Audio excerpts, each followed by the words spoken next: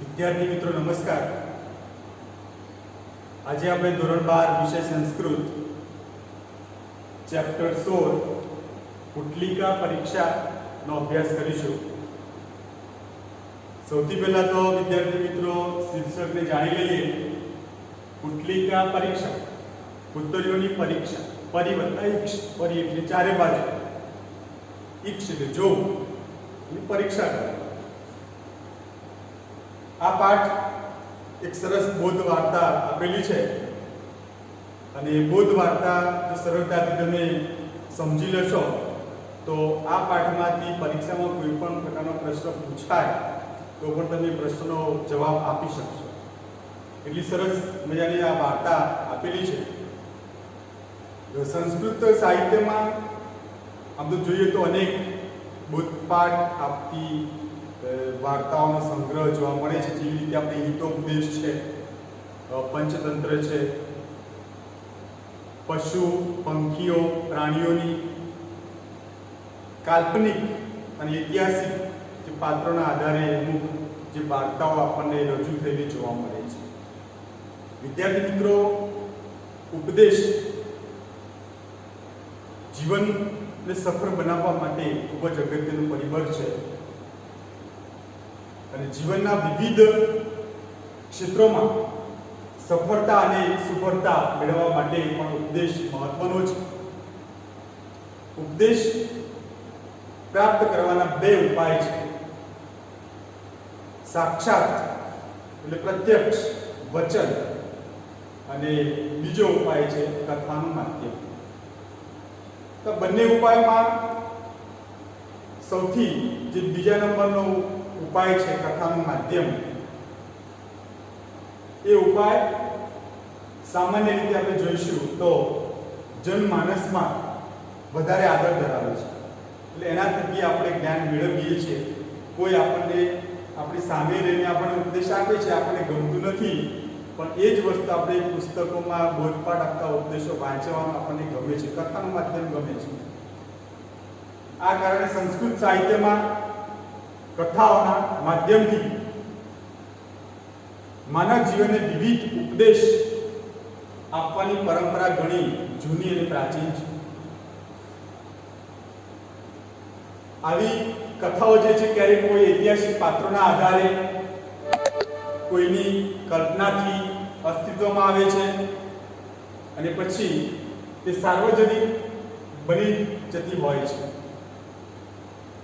સમયાંતરે આવી કથાઓ રાજા ભોજ અને કાલિદાસ, અકબર, બિરબલ જેવા પાત્રોના સંવાદ તરીકે પરિવર્તન પામતી રહી છે અને નજીવા પરિવર્તન સાથે નવા નવા રૂપો ધારણ કરીને સમાજમાં ફરતી રહે છે। આવી જ એક સુપ્રસિદ્ધ કથાને અહીં સરળ પદાવલીમાં સંપાદિત કરીને આ પાઠમાં મૂકી છે। તો વિદ્યાર્થી મિત્રો, જાણીએ આપણે। આમ તો અકબર, બિરબલ, રાજા ભોજ અને કાલિદાસની અનેક કથાઓ આપણને જોવા મળે છે। અકબર રાજાના દરબારમાં એક વેપારી બે હીરા લઈને આવે છે। સામે બેસેલા રાજ દરબારમાં જે માણસો રહેલા છે એ માણસોને કહેવામાં આવે છે કે આ બંને હીરા સાચો કયો છે અને ખોટો કયો છે તેનો ઉકેલ મેળવવાનો છે। ત્યારે રાજા એ સભાની અંદર જણાવે છે ત્યારે રાજ દરબારમાં બેસેલા બુદ્ધિશાળી જે વિદ્વાન માણસો હતા એ પોતાની બુદ્ધિનો ઉપયોગ કરીને એ બંને હીરાઓને જાણવા માટેનો પ્રયત્ન કરે છે, ખૂબ જ પ્રયત્ન કરે છે, પણ સાચો કયો છે અને ખોટો કયો છે એ ઉકેલ મેળવી શકતા નથી। બધા નિરાશ થઈ જાય છે। ત્યારે રાજ દરબારમાં એક અંધ વ્યક્તિ બેસેલો છે અને એ અંધ વ્યક્તિ કહે છે કે હે રાજા, આ હીરાઓની પરખ હું કરીશ, હું જણાવીશ એનો ઉકેલ સાચો કયો છે અને ખોટો કયો છે। ત્યારે બધા દરબારમાં બેસેલા બધા હસે છે કે આ અંધ વ્યક્તિ જ જોઈ શકતો નથી, આપણે જોઈએ છે છતાં પણ એને પારખી શક્યા નથી, આ વ્યક્તિ કેવી રીતે ઓળખી શકશે? ત્યારે એ વ્યક્તિ પોતાના બંને હાથમાં બંને હીરા લે છે અને સૂર્યના જે કિરણોની સમક્ષ ઉભો રહે છે. થોડીક ક્ષણોમાં એ તરફ ખ્યાલ આવે છે કે આ હાથમાં રહેલો હીરો એ અસલી છે અને આ હાથમાં રહેલો હીરો નકલી છે. રાજા સમક્ષ જણાવે છે, હે રાજા, આ હાથમાં રહેલો હીરો અસલ છે અને આ નકલ છે. તો બધા વિચારમાં પડી જાય છે. પછી એ કેવી રીતે એને એ જ્ઞાન મેળવ્યું, ઉકેલ મેળવ્યો એ પૂછવામાં આવે છે. ત્યારે એ અંધ વ્યક્તિ જણાવે છે, હે રાજા, એક સરખી દેખાતી વસ્તુ એ પદાર્થ રહેલો છે, એ પદાર્થની ઓળખ એનામાં રહેલા કોઈ ગુણના કારણે હોય છે. અસલી જે હીરો છે એ હીરો શીતળતાનો ગુણ ધરાવે છે, એટલે ગરમ થતો નથી અને સૂર્યના કિરણો પડે એ ઠંડક જ આપે છે. એટલે એનો ગુણ છે શીતળતાનો, એના કારણે એની ઓળખ છે. અને બીજો હીરો જે છે કાચનો, સામાન્ય એના પર ગરમી અથવા તો સૂર્યના કિરણો પડવાથી ગરમ થઈ જાય છે. તરત એ રાજ દરબારમાં બેસેલા બધા આશ્ચર્યચકિત થાય છે. એટલે એની ઓળખ એવી જ એક વાર્તા આપણે આ પાઠમાં આપેલી છે, જોઈશું વિદ્યાર્થી મિત્રો.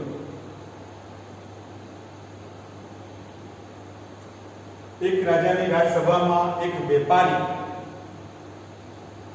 આવે છે.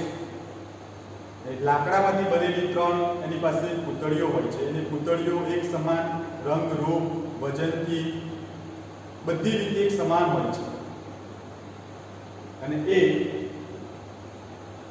રાજ દરબારમાં જાય છે, રાજાને બતાવે છે, રાજા ખુશ થાય છે. પણ એ વેપારી ત્રણેયનું મૂલ્ય જુદું જુદું કહે છે. અને ત્રણેયનું જુદું જુદું મૂલ્ય હોવાના કારણે એ રાજા જ્યારે પૂછે છે મૂલ્ય, ત્યારે વેપારી જુદું જુદું મૂલ્ય છે એવું જણાવે છે. રાજાને એ વેપારી મૂલ્ય કહેતો નથી, પણ વેપારી પડકાર મૂકે છે સભાની અંદર કે તમારા રાજ દરબારમાં ઘણા બધા વિદ્વાન બુદ્ધિશાળી માણસો બેસેલા છે, તો તે આ જે એનો ભેદ છે મૂલ્યનો એ માણસો જણાવશે.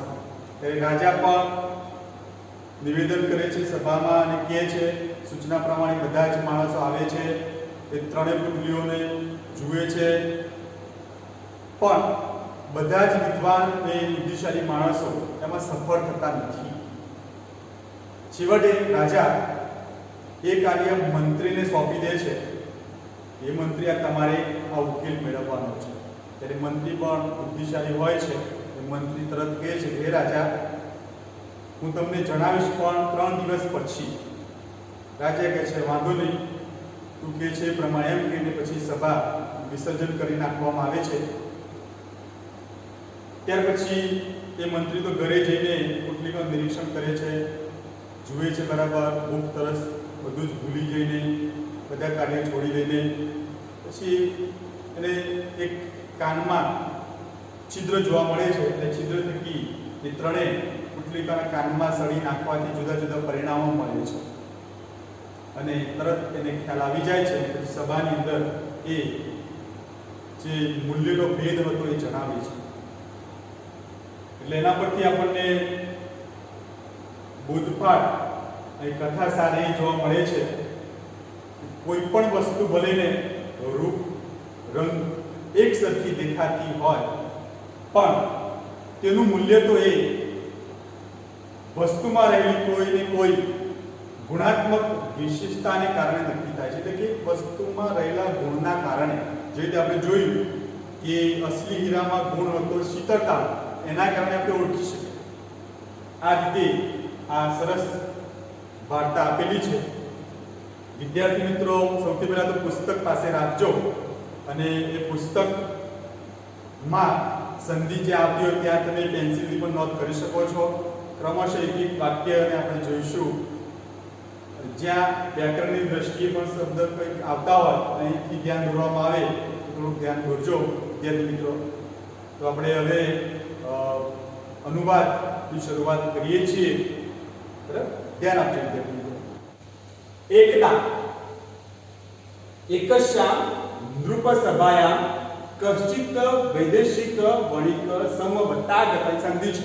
સમવત્તાગત આગત આવ્યા, આપણે કે ગચ્છતિ જાય છે, આ ગચ્છતિ આવે છે. બરાબર, આ શબ્દ છે આગત આવ્યા. બરાબર, એટલે કે છે કે એકદા એકવાર કોઈ એક નૃપ સભા રાજાના દરબારમાં કોઈક પરદેશ વિદેશી એટલે પરદેશ વણિક એટલે વેપારી સમાગત એટલે આવ્યો. તસ્ય પાસે તેની પાસે કાષ્ટમય અહીં સંધિ છે મય. કાષ્ટ એટલે લાકડું થાય એટલે લાકડામાંથી બનેલી અથવા તો બનાવેલી લાકડામાંથી બનાવેલી સુંદર્ય સુંદર કલાત્મિકા કલાત્મક આકારે અને ત્રીજી વિભક્તિ વપરાયેલી છે થી થકી વડે આકાર. ત્યાર પછી પ્રકારે પ્રકાર ભારે એટલે ભાર વજન રૂપે રૂપ અને રાગેણ રાગથી એક સમાન ત્રિસ્ત ત્રણ પુટલિકા આસન પુતરીઓ હતી. અહીં હેસતર ભૂતકાળ એટલે આપણે જોઈએ કે પાઠ હોય બની ગયેલી ઘટના હોય તો મોટાભાગના ક્રિયાપદો આપણને હેસતન ભૂતકાળમાં જોવા મળતા હોય છે. લઈ કે છે તેની પાસે લાકડામાંથી બનેલી સુંદર કલાત્મક આકાર પ્રકાર વજન રૂપ અને રંગથી એક સમાન ત્રણ પુતલિકા એટલે પુતળીઓ હતી. રાજસભાયા રાજ દરબારમાં ઉપસ્થિત એટલે હાજર અસો તે વેપારી વણિક એટલે તા પુતલિકા તે પુતળીઓ નૃપમ પ્રદર્શનથી રાજાને શું કરે છે બતાવે છે. ત્યાં જે સભામાં બેસેલા બીજા જે હતા એ અને રાજાને બધાને પ્રદર્શન બતાવે છે. નૃપતિ રાજા સ્વ શબ્દ છે સ્વ કર કમલયો. સ્વ એટલે પોતાના, કર એટલે હાથ એટલે પોતાના હસ્ત કમળમાં ગૃહીત્વા ગ્રહણ કરીને ત્વા ત્વાર્યય સંબંધક વૃત્તુદન છે ને પ્રત્યે લાગશે એટલે ગ્રહણ કરીને તા પછી તે જુએ છે. બરાબર, કલાત્મિકા એટલે કલાત્મકની તે તાનુપદે તે રાજાનું મન ભરી લે છે એટલે પુતળીઓ રાજાનું મન ભરી લે છે. પરંતી નૃપતિ એટલે રાજા તમ વણિજ તે વેપારીની પ્રશંસા કરે છે. શું કરે છે? પ્રશંસતી એટલે પ્રશંસા કરવી, વખાણ કરવા. ત્યાર પછી સ્વકીયા પ્રસન્નતા ચ પ્રગટ યતિ શબ્દ છે એટલે પોતાની પ્રસન્નતાને પ્રગટ કરે છે. શું કરે છે? પોતાની પ્રસન્નતાને પ્રગટ કરે છે. નૃપતિ પ્રસન્ન દૃષ્ટવા એટલે રાજા પ્રસન્ન જોઈને, રાજાને પ્રસન્ન જોઈને, વેપારી જોયો તો એ રાજાને પ્રસન્ન જોઈને તે વણિક એટલે વેપારી તા ક્રેતુમ તુમ એટલે હેત્વકુદન. બરાબર, તુમ પ્રત્યે માટે લાગશે તે ખરીદવા માટે પાર્થિત્વાન પ્રાર્થના કરે છે. એટલે વેપારી રાજાને ખરીદવા માટે પ્રાર્થના કરે છે. તતો પછી રાજા વણિજમ એટલે વેપારીને તાસા મૂલ્ય તેનું મૂલ્ય પૂછે છે. તદા વણિક વદતી ત્યારે વેપારી બોલે છે ત્રિશુણામ અપી પુટલિકાના મૂલ્ય ભિન્ન ભિન્નમ અસ્તિ. અહીં સંધિ છે ભિન્નમ વત્તા અસ્તિ એટલે વેપારી કહે છે બોલે છે કે ત્રિશુણા ત્રણેય પુટલિકાઓનું મૂલ્ય જુદું જુદું છે. આ ત્રણેય જે પુટલિકાઓ છે એનું મૂલ્ય કેવું છે? જુદું જુદું છે. એકસ્યા એક રૂપિયકમ માત્ર એકનું માત્ર 1 રૂપિયો છે. અન્યસ્યા ચ અને બીજી નું માત્ર 1000 રૂપિયા છે. એ સંધિ છે અસ્તિ. એકસ્યા એકનું માત્ર 1 રૂપિયો અને બીજીનો માત્ર 1000 રૂપિયા છે. ત્રીજી એક પુટલિકા અને પુતળીનું લક્ષ રૂપિયકમ 1 લાખ રૂપિયા, બરાબર. એનું ત્રીજી પુટલિકાનું મૂલ્ય એટલે કિંમત 1 લાખ રૂપિયા. દદાતી વત્તા ઇતિ સંધિ છે, ઇતિ છે. દદાતી વત્તા ઇતિ એટલે 1 લાખ રૂપિયા મૂલ્ય ધરાવે છે. દ્રુપદ એટલે રાજા, સ વત્તા આશ્ચર્ય આશ્ચર્ય સાથે વણી જે કથે વેપારીને કહે છે કે બો વણી અર્યો વેપારી કથમ તાવત સમાનમ પુટલિકાના મૂલ્ય એટલે કે છે કે કેમ એક સમાન પુતળીઓનું મૂલ્ય એતાવત આટલું બધું ભિન્ન ભિન્ન જુદું જુદું કથમ કેમ છે? અસ્તિ એટલે છે. આટલું જુદું જુદું મૂલ્ય કેમ છે? વણી અવદત વેપારી બોલે છે, કહે છે અયમ રૂપ હે રાજા ભવત રાજસભાયા અત્ર એટલે કે તમારી રાજસભામાં અહીંયા અત્ર એટલે સંધિ છે. તેના વિદ્યાર્થી મિત્રો આ માનવાચક શબ્દ છે. ભવત આપની રાજસભામાં અહીંયા બહવ ઘણા બધા વિદ્વાનો વિચક્ષણા બુદ્ધિશાળી પુરુષો વિરાજન્તે અહીંયા અંતે છે, બરાબર. બહુવચન છે એટલે કે છે કે વિરાજે છે અથવા તો બેઠેલા છે.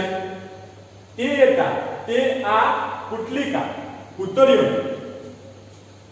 પરીક્ષા પરિવતાઈક્ષ પરી એટલે ચારે વધી છે. જો પરીક્ષા એટલે કે પરીક્ષણ કરીને જોઈને તાસા મૂલ્ય ભેદમ તેનું મૂલ્ય અથવા તેનો ભેદ, બરાબર. તેની કિંમતનો જે ભેદ છે તેનું મૂલ્ય ભેદ જે છે તસ્ય કારણ તેનું કારણ વિજ્ઞાપયિતુમ અહીંયા પણ આવે વિદ્વર્તુદન છે. તુમ એટલે માટે જાણવા માટે અહંતિ સમર્થ છે, બરાબર. એ જાણવા માટે સમર્થ છે.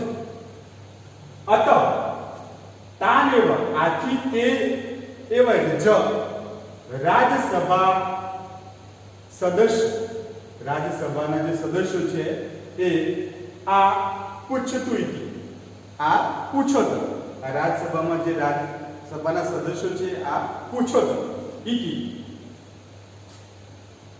નૃપ ઉપસ્થિતેભ્ય એટલે ઉપસ્થિત એટલે હાજર જે હતા ત્યાં રાજ દરબારમાં તે બધા રાજસભા સદસ્યેભ્ય રાજસભાના સદસ્યોને પુટલિકાનું મૂલ્ય અને તત્ર કારણ અને તેનું કારણ વિજ્ઞાપયિતુમ જાણવા માટે નિવેદન કરે છે, જણાવે છે રાજા રાજ દરબારમાં.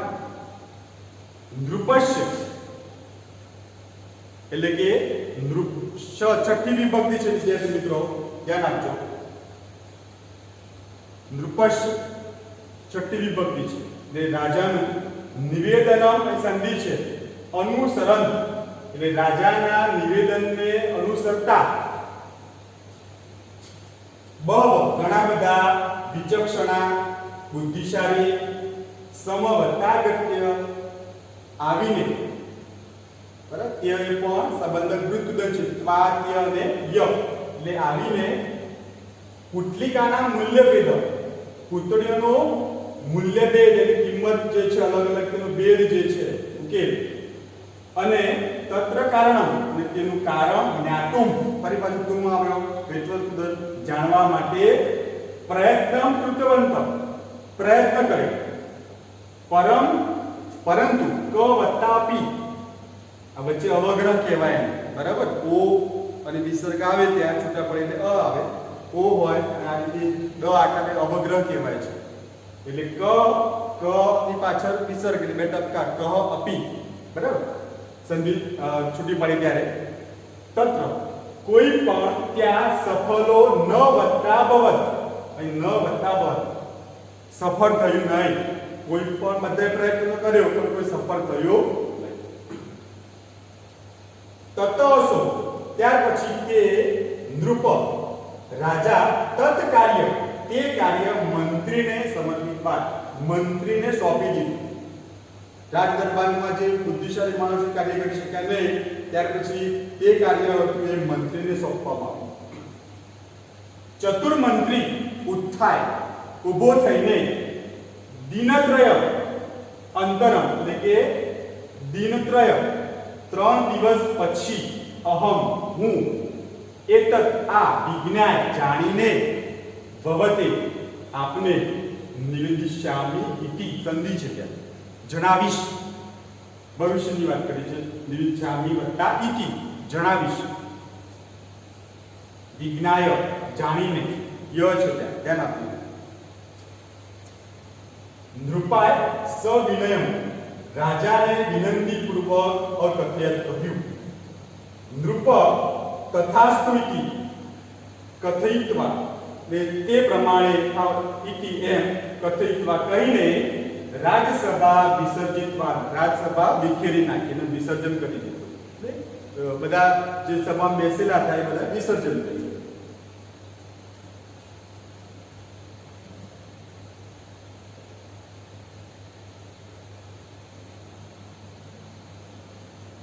ત્યાર પછી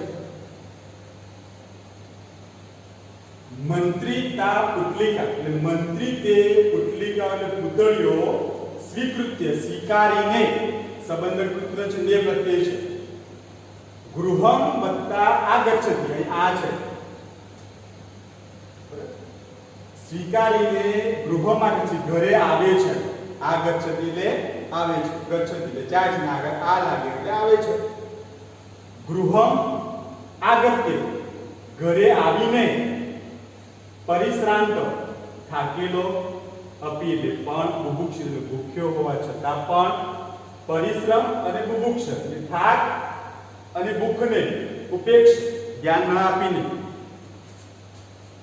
સર્વાણી બધું જ દેન જ્ઞાની બધા જ રોજબરોજના કાર્યાણી કાર્યો રોજબરોજના જે કાર્યો જે સતત રોજના કાર્યો કરતો હોય બધા કાર્યો પરિત્યજ છોડીને તા પુતલિકા તે પુત્રીઓનું સૂક્ષ્મે કયા શબ્દ છે સૂક્ષ્મ વત્તા ઈક્ષયા એટલે જીનવટ વડું બરાબર સૂક્ષ્મ રીતે પરીક્ષતી એનું નિરીક્ષણ કરે છે. તતસ પછી તે પુતલિકાના પુતળીઓના કર્ણેશ કાનમાં શું એટલે માથા એકમ છિદ્ર એક છિદ્ર પશ્યતી જુએ છે. કાનમાં એક છિદ્ર જુએ છે.